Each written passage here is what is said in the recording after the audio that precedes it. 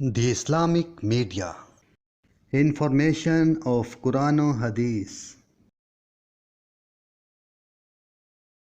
نبی کریم صلی اللہ علیہ وآلہ وسلم نے فرمایا، ایک مسلمان کے دوسرے مسلمان پر 6 حق ہیں۔ جب اس سے ملاقات ہو تو سلام کرے، جب وہ دعوت دے تو اس کی دعوت کو قبول کرے، جب اسے چھینک آئے تو وہ الحمدللہ کہے، اور تو یرحمک اللہ کہہ کر چھینک کا جواب دے۔